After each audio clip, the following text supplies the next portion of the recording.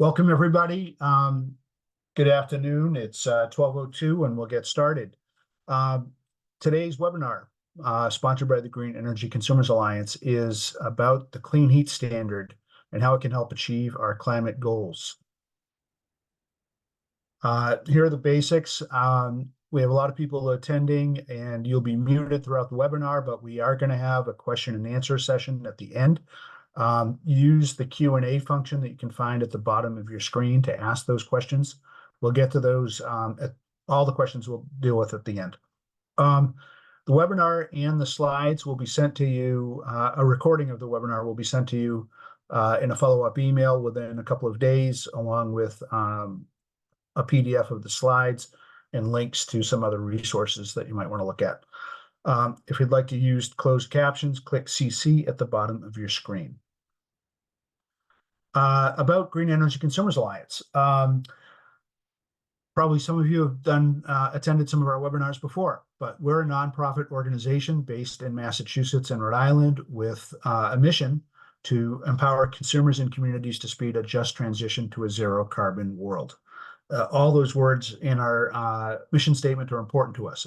In front of you in that picture is most of our staff.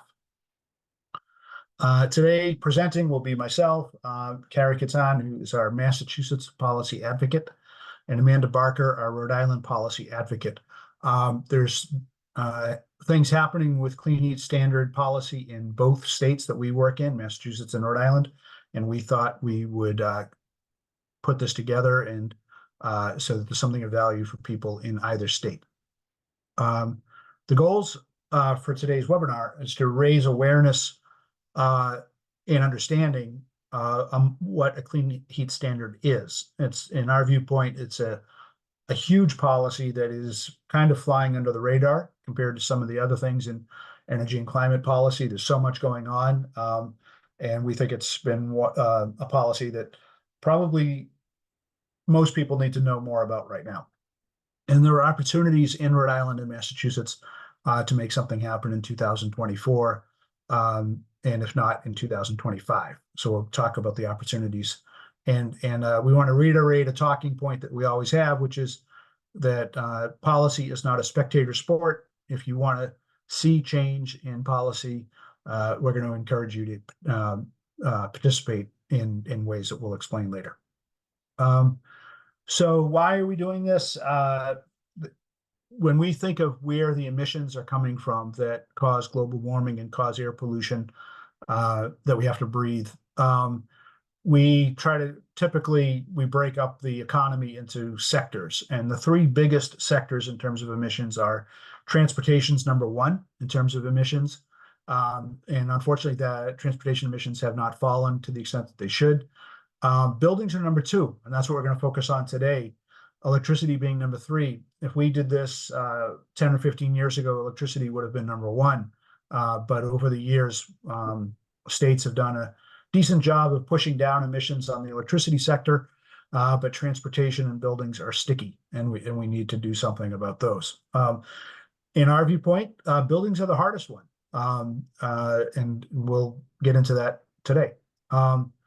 So why is it important that we decarbonize the building sector? In the states that we work in, there are economy-wide reductions required by law, and then there are building sector reductions. So, Carrie, could you speak to the Massachusetts numbers on this one?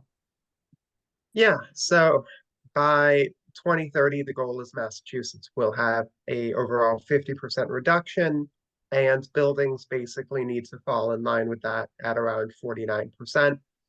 This is because buildings are such a large part of our overall emissions that whatever the building sector does, the economy-wide reductions are going to be somewhat, pretty connected to.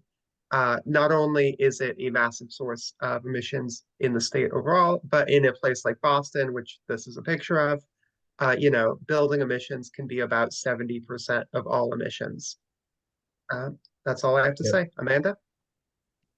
Yeah, so in Rhode Island, we have a 45% emissions reduction mandate by 2030, and then net zero by 2050. But unfortunately, Rhode Island has not taken that next step of identifying sector emissions reduction targets. So as Carrie said, Massachusetts has 49% by 2030. Rhode Island has not made a specific target for the building sector or any of the other sectors. And so we see this as a challenge in, the state. It's difficult to prioritize what policies to implement if you don't have clear targets by sector. And we feel that because of that, they're not necessarily putting enough emphasis on the building sector as they should be. Thank you. Next slide. Now, here's a slide from Massachusetts showing where the emissions are coming from. It's a bit outdated, 2018, but I think the slices of the pie would be about the same. But what it shows is 2/3 of the emissions are coming from natural gas in our pipelines and 35% coming from what we call delivered fuels, which is heating oil and propane.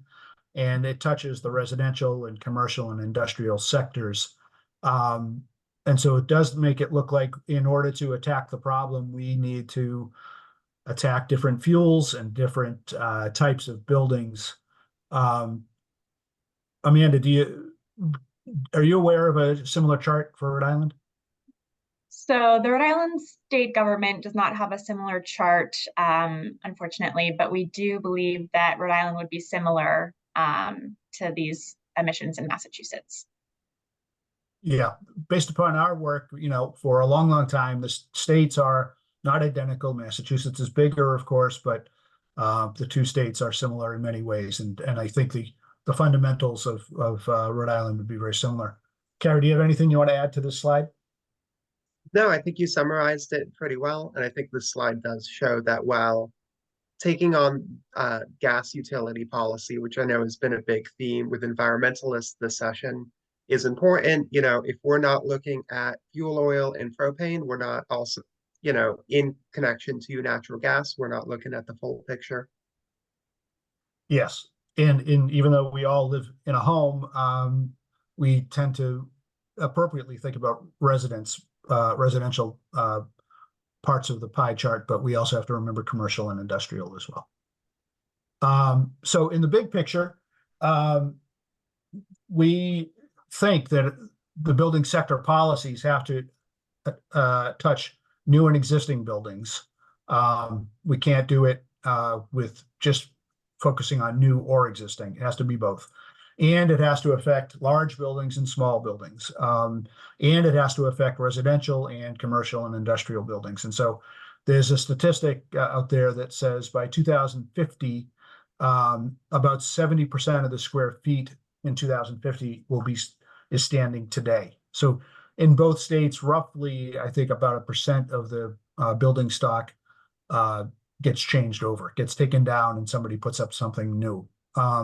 So new construction is obviously important. You don't want to exclude something that could have 30% impact by 2050. But what we're drawn to is a set of policy solutions that affect everything on that slide, is our point. Here's a slide again. It's from the Massachusetts Clean Energy and Climate Plan. Carrie, could you walk us through this slide? Yeah, so this slide kind of goes over how the state imagines it could be reducing greenhouse gas emissions from buildings, I think in the short and medium term. And obviously they kind of point out correctly that a massive chunk of our emission reductions we can achieve from buildings will be through electrification. We have done a lot of good work with energy efficiency, and you can see with the building envelope section, energy efficiency will play a role, but at some point we do need to just actually switch out gas heaters for heat pumps and oil boilers for heat pumps as well. Energy efficiency will only get us so far. And new construction, while it also appears in the chart and does matter, that's only a small part of all of the housing stock we're going to have over the medium term. And then the state also imagines that decarbonized fuel blending like biodiesel would play part of a role in reducing emissions. And we want to be clear, we're presenting to you so you know what the Commonwealth of Massachusetts has in its clean energy and climate plan. That's what this pie chart's all about. We'll get into how we think it could perhaps be reshaped a little bit. But Amanda, what can you say? Does Rhode Island have a similar pie chart? Unfortunately, we do not. So Rhode Island, again, doesn't even have the sector emissions reductions targets. So let alone these subsector targets within the building sector.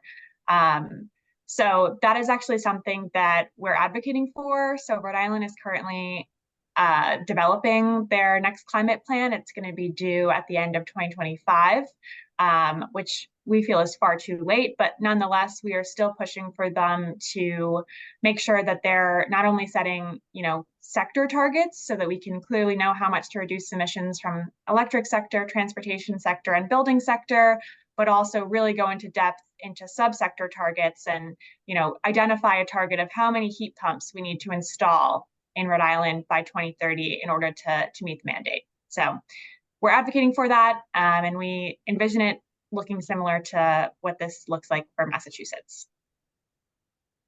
Yeah, a source of frustration for us is that we have to wait a long time, the end of December of 2025, before we kind of know that Rhode Island's going to be producing something like this. So it feels like they could have expedited that a bit more.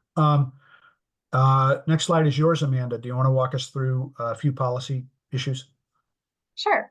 So there are several policies that can help us decarbonize buildings, and we're probably going to need a mix. They all have their different pros and cons and, focus on specific sectors within the building sector. And so some example policies are amplification of existing efficiency programs with a new emphasis on heat pumps. This is certainly something that we support, but currently the energy efficiency programs are funded by surcharges on electricity and natural gas.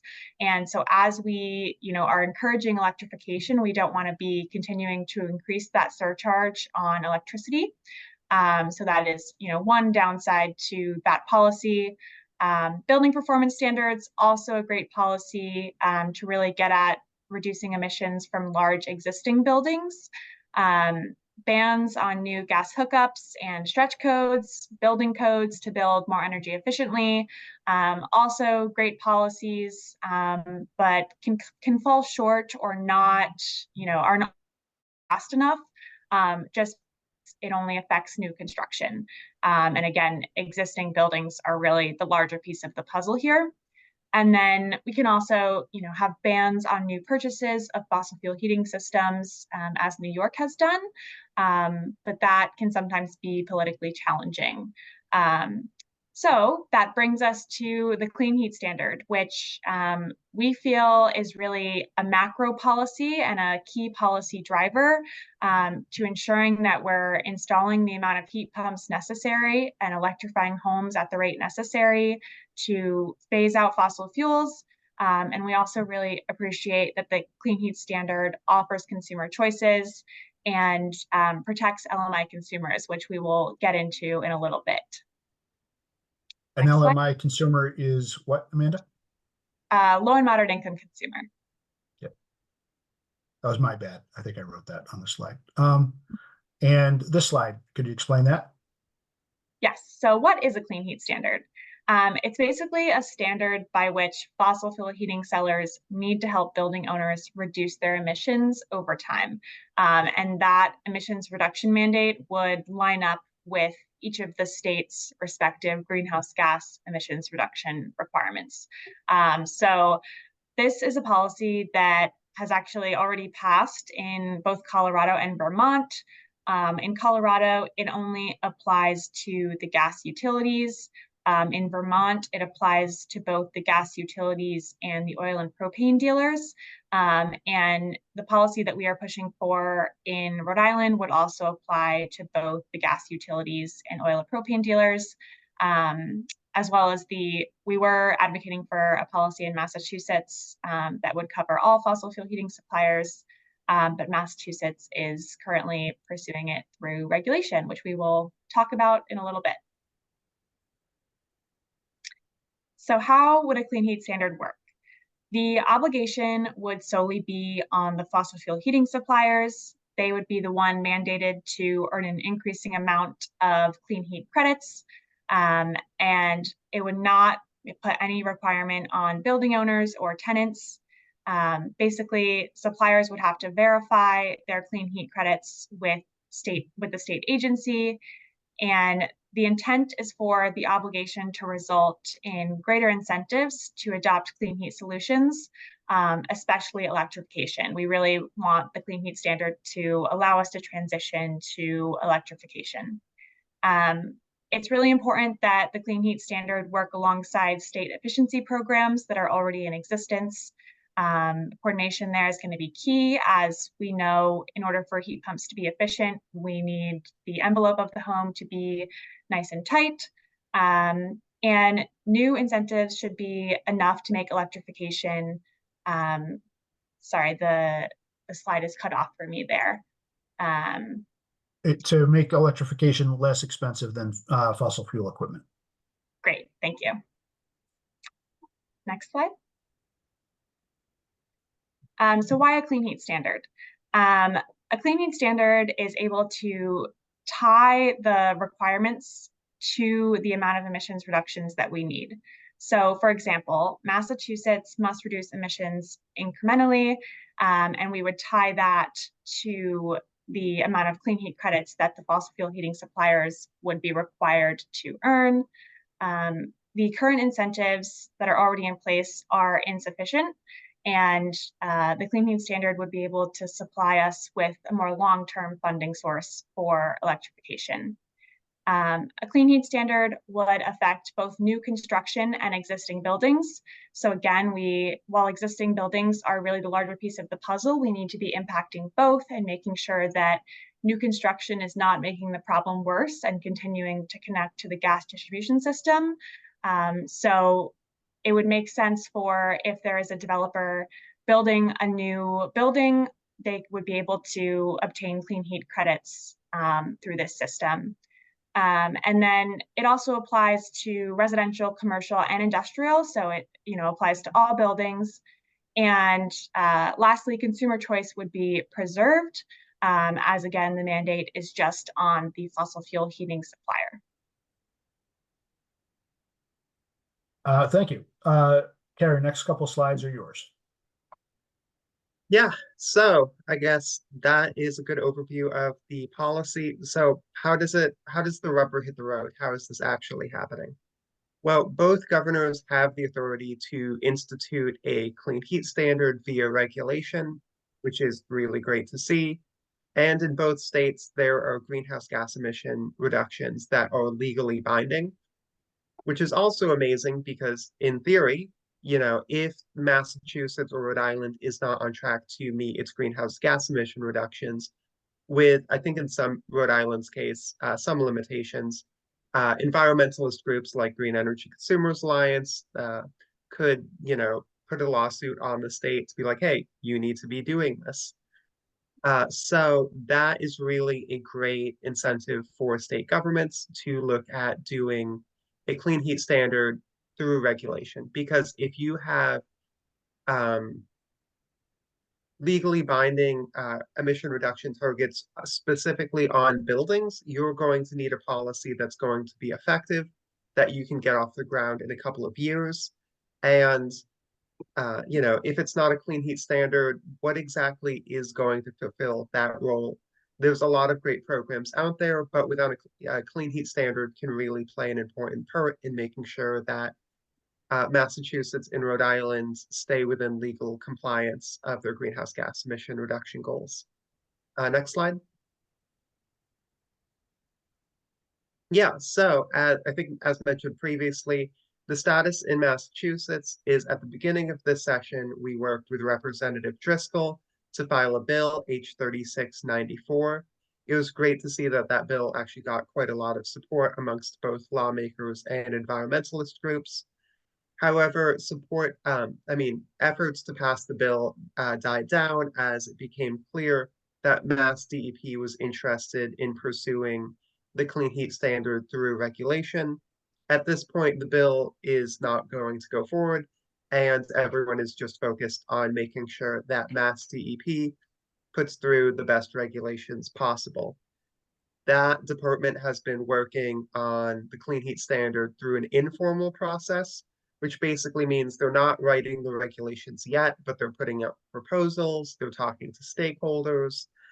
They've been working on that seriously and openly since last summer. And right now we know that they're moving from the informal proposal where they're just having conversations with people at the end of the day to the formal process where there's more rules and where, at the end of it, we will get actual regulatory language to make the standard happen. Very good. Amanda, this slide's yours. Yeah, so in Rhode Island, we are pursuing a clean heat standard through legislation this 2024 legislative session. It is House Bill 7782 and Senate Bill 2848. Our sponsors are Representative Courtfriend and Chair DeMario. And the title is the Rhode Island Clean Heat Standard Act. The House hearing happened in March 21st. And we are expecting the Senate hearing to be on April 24th. I do also want to note that in the Rhode Island state government, the EC4, the Executive Climate Change Coordinating Council's latest plan on how to achieve the Act on Climate, which was called their 2022 climate update, they actually listed begin developing a renewable thermal standard, which is a clean heat standard, as a priority action in their plan for the thermal sector.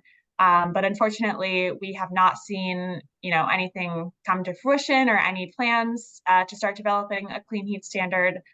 So that is why we are pursuing it through legislation. Thank you, Amanda. Just to back up, we probably could have put in a slide. We've said this before in previous webinars and in blogs. The main reason why electricity sector emissions have fallen is because Massachusetts and Rhode Island and many other states have what's called the Renewable Portfolio Standard, which requires suppliers of electricity to include more renewable energy every year. And that's worked. Wind and solar and hydro displace fossil fuel emissions, and that's what we want. And that's worked very well. In transportation, Massachusetts and Rhode Island are two states among about a dozen that have adopted a rule that says that starting in 2026 in Massachusetts and 2027 in Rhode Island, car makers are going to have a certain percentage of electric cars sold in the state. And by 2035, in both states, 100% of new cars sold will have to be electric. And so over time, you're going to start seeing a displacement of gasoline and diesel powered vehicles. So we didn't invent the clean heat standard. That is a policy that, we've discovered by research, and, the Regulatory Assistance Project has done the most work on it. But it just kind of follows suit of electricity and electric cars. And so we think it's a proposal that makes sense. Without it, it's hard to imagine exactly how we get it done. So the point is, we're pushing policies here that we believe to be workable, and we think the burden is on folks to try to indicate how we can get it done without. Carrie, the next couple slides will be yours. Okay. Yeah, so obviously with a program as complicated and as integral to all of the buildings within a state as the clean heat standard, there is a lot of key design questions that come up. One is, who should be obligated to buy these clean heat credits? Because any kind of utility or company that you require to buy clean heat credits, you are putting an obligation on them that they will have to pay for somehow, and that will probably be through increasing fuel costs. So, if you make propane a obligated entity, that is probably going to nudge up the cost of propane. At the same time, it nudges down the cost of buying a heat pump and encourages people to make the switch. Where that gets a lot trickier is once you move away from fossil fuels. Some organizations and entities want to have electrical utilities be obligated entities, which we'll talk about later, which would mean you'd be partially paying for the clean heat standard programs through your electric rate. Another key question is how stringent should it be? Basically, how fast should we move? Obviously, if it's too slow, we're going to miss our climate goals. And if it's too fast, it's just going to be impossible for a logistical aspect. Like there wouldn't be enough people to install heat pumps if you said everyone needed to have a heat pump next year. And then what actions should qualify for clean heat credits? Some are really included in basically every version of this program, like installing a heat pump. But then there's follow-on questions. Should weatherization count? Should using biofuels count? In those, there's a lot more debate.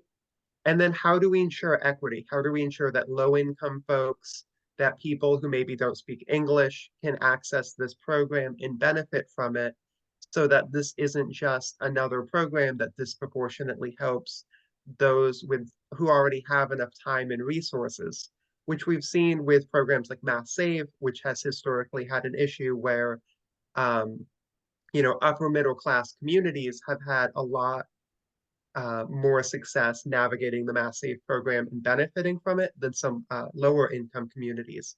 So how can we make sure that that history does not repeat itself? Next slide.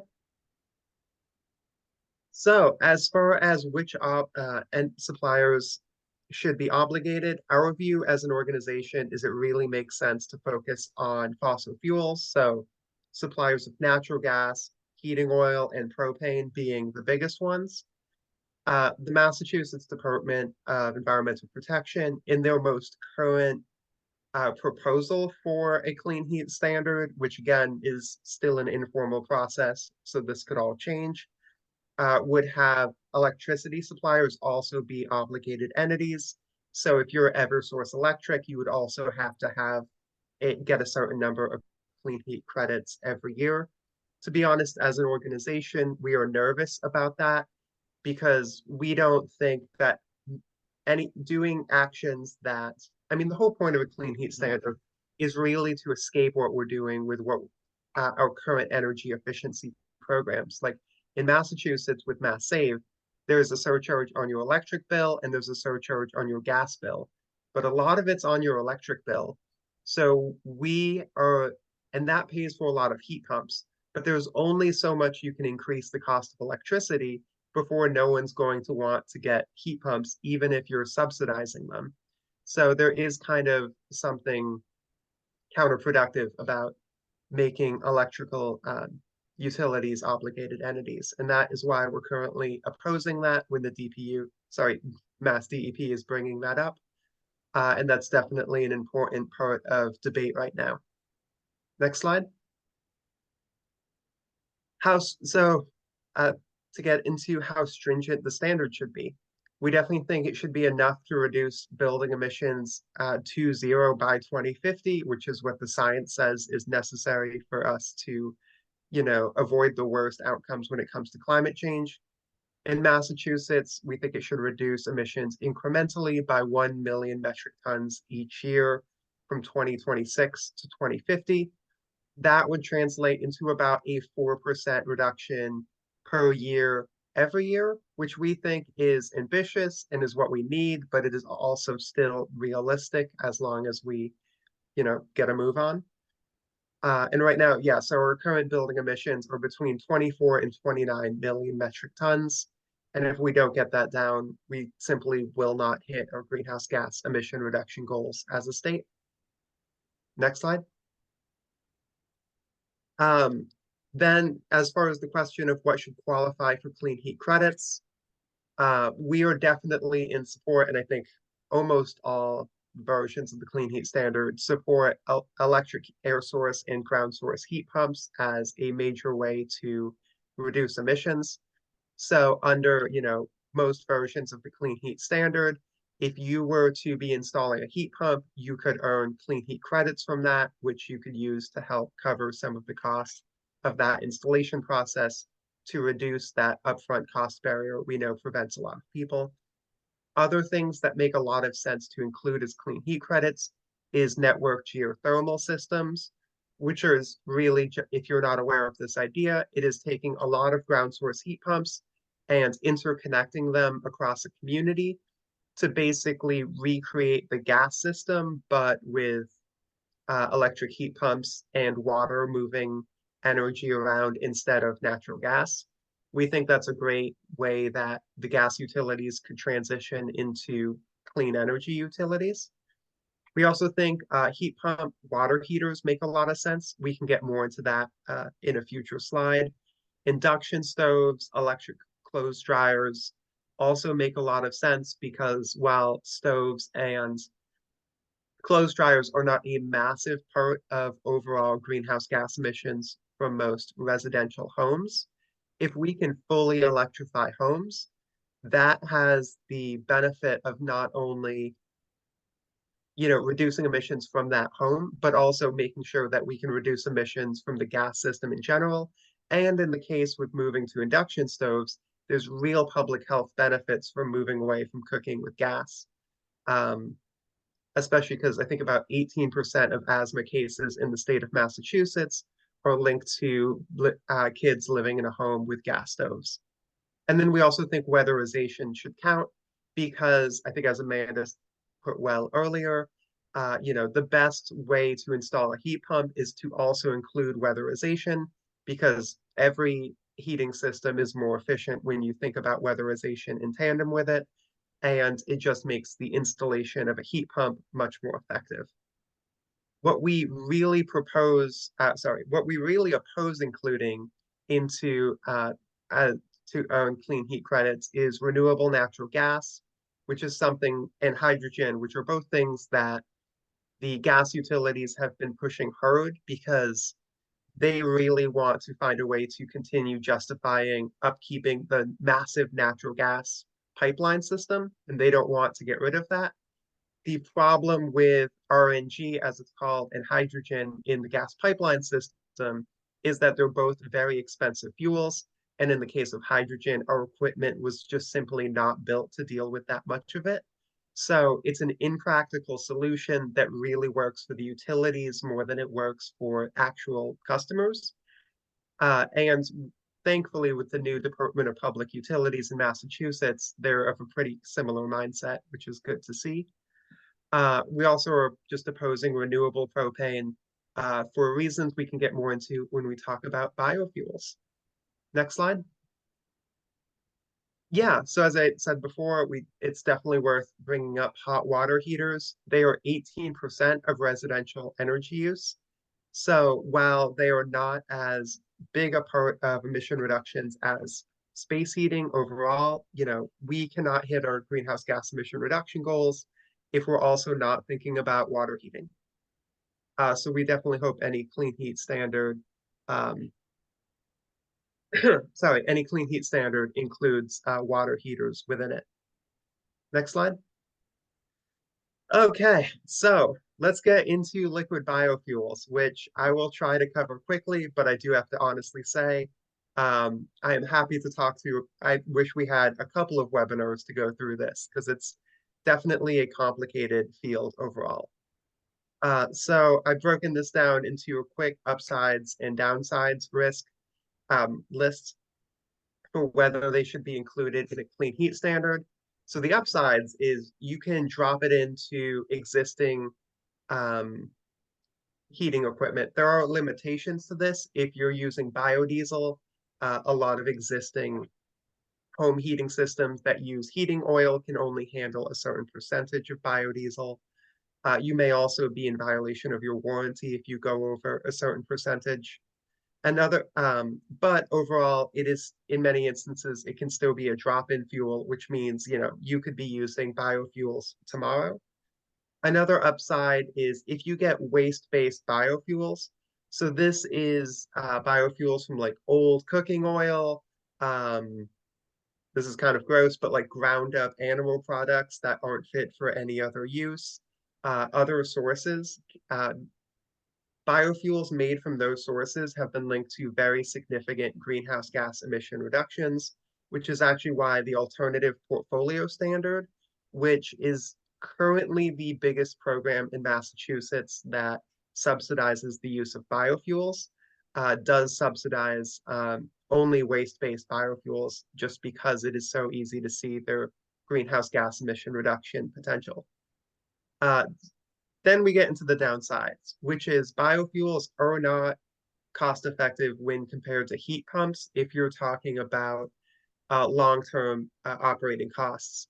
Obviously, you may not have, heat pumps do come with the significant upfront cost of actually having to install them, which is a big reason why something like the clean heat standard is necessary.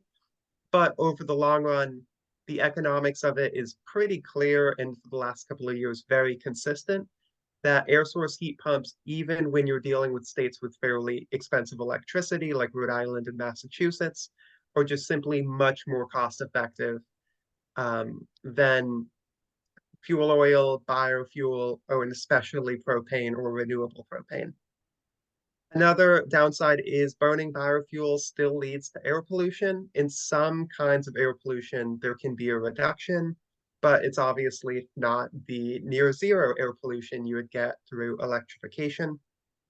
And so there's really two kinds, it's worth pointing out there's two kinds of biofuels. There's waste-based biofuels, which have a clear history of reducing greenhouse gas emissions when used. And there's crop-based biofuels. So this would be the ethanol, that is 10% of the gasoline you put in your car. Also, a lot of renewable diesel and a lot of biodiesel is made out of soybeans. The problem with these biofuels is basically you need to use an absolutely staggering amount of land in order to produce these fuels at scale. 40% of US soybean production is currently going into biofuels, and a lot of that is just feeding into California. So there's a scalability problem with the amount of biofuels you need. It would take about 8 acres of land growing soybeans to produce enough biofuels to heat a home over the winter in Massachusetts, which is obviously not like there's not 8 acres of land available, at scale for every single home that would want to use this. And crop-based biofuels, as a consequence of being so land hungry, have been shown to lead to deforestation. Because even if you're not directly buying soybeans that came from the Amazon, if you are buying soybeans and that drives up the cost of soybeans, you are sending a market signal to people in Brazil that, hey, maybe it makes sense to chop down some of the Amazon to grow more soybeans there. So even if you're like ethically sourcing your soybeans, there was unfortunate knock-on effects. And then obviously, if you're using a lot of soybeans or corn or any cropland in general for biofuels, that is going to lead to higher higher food prices and everything that comes with that. When it comes to waste-based biofuels, while they really do have a good track record at reducing emissions, there is only so much waste that can be gathered in an economic fashion. And there is a lot of evidence we're kind of running up against the limitations of how much waste-based biofuels we can find. Another downside is the state needs to track biofuels to make sure they're properly accredited. So if you have a biofuel program like the APS that only credits waste-based biofuels, you need to make sure that all the biofuels entering your state are waste-based, which means you need to have all of the documents proving it was made here, it was transported by this group, it was wholesaled by this group, the retailer who bought it was this, and this is the house it got into. And if you can't track it through its entire life cycle, then you can't really prove that it's waste-based biofuel or not crop-based biofuel or just diesel. So that is an administrative burden on the state. Not an unmanageable one, but one that we do need to be aware of. So currently, Mass DEP's proposal for the clean heat standard would have both waste-based and crop-based biofuels earn credits until 2030, though waste-based biofuels would earn more credits. But after 2030, it would revert to only waste-based biofuels. Next slide. Thank you, Carrie. Now, for this next slide, our organization and just about everybody else we work with in the advocacy world and in state government is concerned about making sure the transition to clean energy is equitable. And so we use the acronym LMI, that's low and moderate income folks. And generally, they're more likely to reside in homes where they're not as well insulated. They might be heated by an old, inefficient heating system. I'm not sure about Rhode Island, but in Massachusetts, the requirement on a landlord is to provide safe heat, but not necessarily efficient heat. And so the energy burden, which is calculated as a percentage of somebody's income that is spent on energy, is higher for renters than it is for homeowners. And it's obviously higher for people who are low and moderate income people. So we're looking to see to it that both states have something in place that would ensure that a clean heat standard contributes to the issue of equity. So, Carrie, why don't you go first? What do we have in our Massachusetts bill, and what is the Mass DEP thinking about? Yeah, so in the Massachusetts bill we put forward, we basically had it so that there were kind of two kinds of clean heat credits. There were regular clean heat credits anyone could earn, and then there were low income clean heat credits.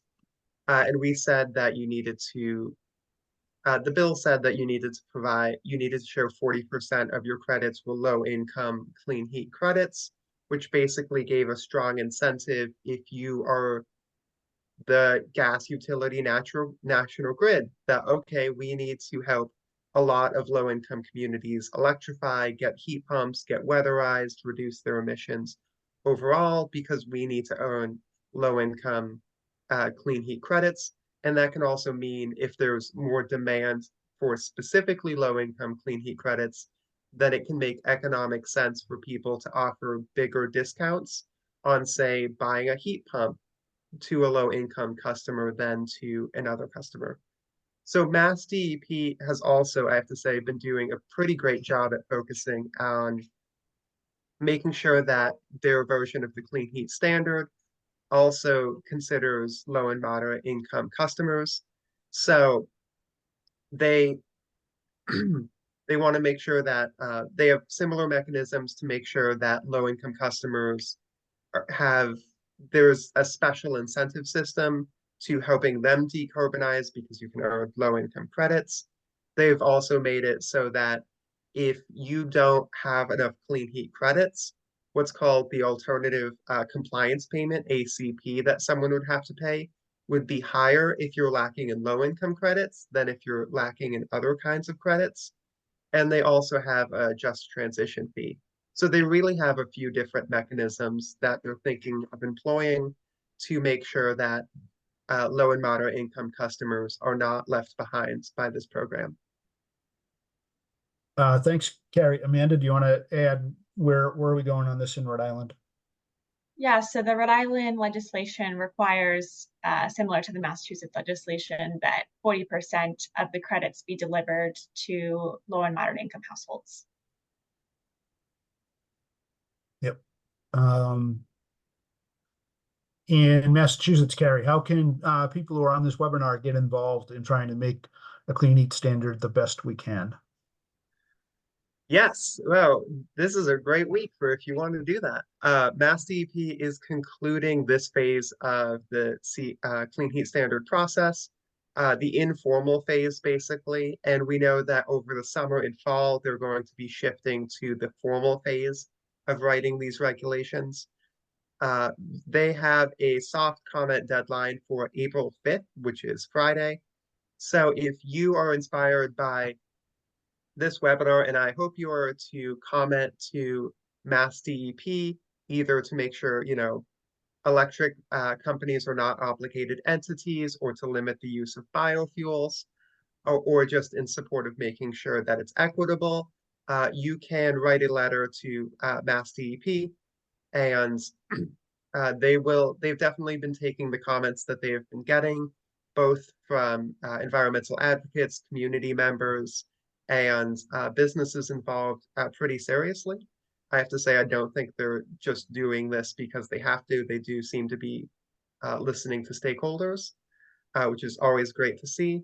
There's also going to be a virtual community meeting on um, April 4th. If you would like to give stakeholder comments through just showing up to the meeting and telling them via Zoom, you can do that this Thursday. And if you have any questions or comments, always feel free to reach out. My contact information is at the bottom of this slide. Thank you, Carrie. And Amanda, how can folks in Rhode Island get involved? Yeah, so in Rhode Island, you can come out and support both bills in the Senate and the House for the Clean Heat Standard Act. As I said, the House hearing already happened, but we are expecting the Senate hearing to be in the Senate Environment and Agriculture Committee on Wednesday, April 24th. It usually starts at 4 p.m. So you can come testify in person in support of the bill, or you can also submit written testimony by emailing it to the email address on the screen. And you can also contact your legislator and let them know that you support the bill and want them to bring it up for a vote and vote in favor of it. You can also, as I said, the EC4 did list creating a clean heat standard as a priority action. So you can remind them of that. You can submit a comment urging the development of a clean heat standard through the EC4, the Executive Climate Change Coordinating Council's public comment portal, which they always have up. And if you click on that link on the slide, it'll bring you there. And again, if you want to get more involved, feel free to contact me. My email is amanda@greenenergyconsumers.org. Thank you. I'll wrap this up and then we'll take some questions. First, you can get more information about the Clean Heat Standard by going to our blog page. And there's a place where you can pick a topic and you would look for the one that says heating or home heating. Then the Massachusetts Department of Environmental Protection has a lot of content about the development of the Clean Heat Standard policy there. And that might be of interest to you, particularly if you live in Massachusetts, but also perhaps in Rhode Island. I guess you probably are getting some sense that this is a very complicated policy, but and maybe you might feel a little bit intimidated by making a comment, but it's worth it if you're interested to learn more about it. And if there's some aspect of it that you feel if you're comfortable, you can explain how you feel to legislators or to the Mass DEP. But at a very high level, if you could explain to the policymakers that you understand the need for it, the importance of it, and you want them to move it forward, that's very valuable too. Our organization has a lot of events like this one, webinars and so forth. So there's a couple coming up about electric vehicles and then also on heat pumps. And you can always find our events at our events page on our website. Lastly, we are a nonprofit organization. You could make a tax-deductible donation to us if you're so inclined at our donation page, greenenergyconsumers.org, donate. And there we are again, the presenters, and you can reach us by our first name at greenenergyconsumers.org. So that concludes our presentation, but we do have a couple of questions. One says, what's the email address to submit comments? Amanda, would you like to answer that question? Yeah, I think that's in regard to Rhode Island. So if you're talking about Rhode Island, basically it would be submitting testimony in support of the bill. So you would want to email slegislation@rilegislature.gov, and that email address is going to be on the slides, which we will send out. And you want to make sure that the subject of the email says support for Senate Bill 2383. Very good. One question is, why are utilities obligated entities in the Clean Heat Standard in Massachusetts? Do you want to take that one, Carrie? Yeah, so the reason Mass DEP has given is basically to they want, because they see, sorry, I'm tripping over myself a little bit. They want to make sure that in their views, they argue that electric utility should be included because everyone is an electric ratepayer. So it's a way to get a lot of funds for building decarbonization without overly burdening one segment of the population. We disagree with that view just because we don't believe in raising electric rates to fund electrification as a general concept. And then they also argue that having electric utilities be included in the clean heat standard would make the program more stable over the long run. Because if you have a clean heat standard that is working rather well, and you're getting people off gas and oil and propane, obviously that means less customers paying into those companies, and those companies would be shrinking with time, and the amount of clean heat credits they could conceivably buy would also be shrinking with time. So we think that will be a great problem to have probably in the late 2030s, but not before then. Yeah. Yeah, we commend them for thinking long term, but we think they'll, which is something government needs to do, but we think that they are making an error this time. That what's more important is getting the standard off on the right foot for the next 5 years or so. Susan asked a question: are there resources in the program for clean heat standard to support workforce retraining so that installers are more willing to install new technology? And there could be, but I don't think DEP is going to go there on workforce training, or that's also not a feature of the Rhode Island legislation. But that's okay in our book. What we know is that in Massachusetts, the Massachusetts Clean Energy Center has devoted a lot of resources, millions of dollars, towards clean energy workforce development, retraining, and they're trying to expand the installer base of for heat pumps, heat pump water heaters, and the like. It's a great time for someone to be working in the trades, plumbing and electrical work. And so we basically think that issue's kind of being covered aside from the standard itself. But that is important. We do know that there's a lot more interest in electrification today than there are workers in the field. So we got to get cracking on that one. Then Susan asked, where do we send comments by April 5th? So that's up on the deck right now, if you can see that. It's a long URL, but we're going to send this email out to you maybe even later today, where you can see these links. If you also just to Google Massachusetts Clean Heat Standard, you're likely to find the first thing that pops up would be the state of Massachusetts website on the Clean Heat Standard. Carrie mentioned that it's a soft deadline of April 5th, meaning that Mass DEP is really hoping to get all comments in by the 5th, but they'll read your comments if you send them in soon thereafter. They are trying to move on to the next phase, which is a more formal approach. So there's that. Scott asked, are we sending out copies of the slides? And yes, we are. We will send a PDF of the slides and the recording right after this, as soon as we can, maybe a day or two. Any other questions, folks? We do have a little bit of time. We hope that you found this to be useful. I know it's complicated work. The transition to clean energy requires we do something strong in every sector all the time as technologies and markets change.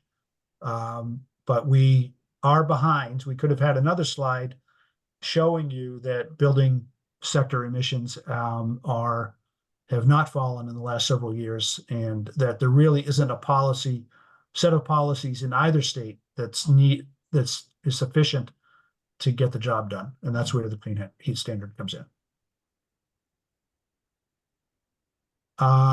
If you have any other questions, please put them into the Q&A spot.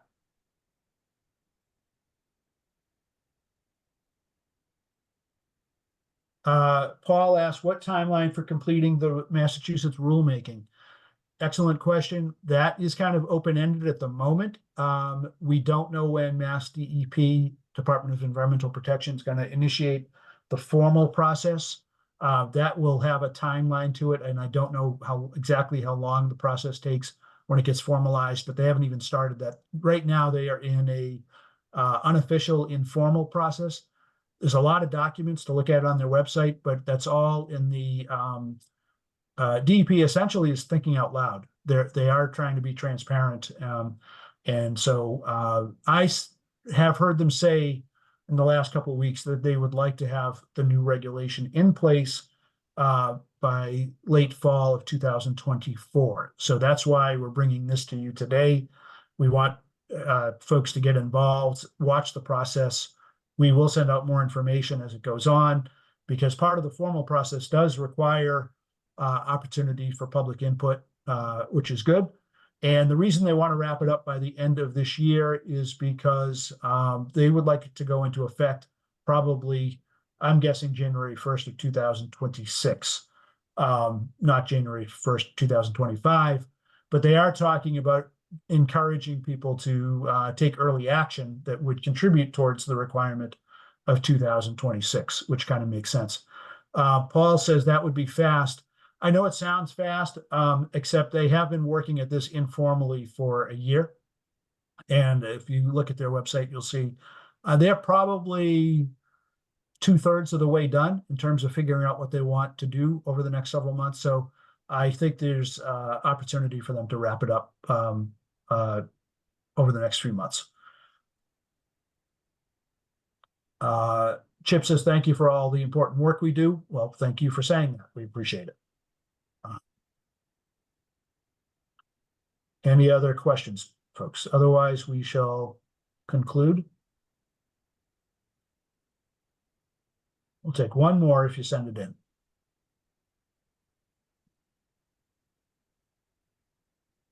Thank you, Susan. And thank you, everybody.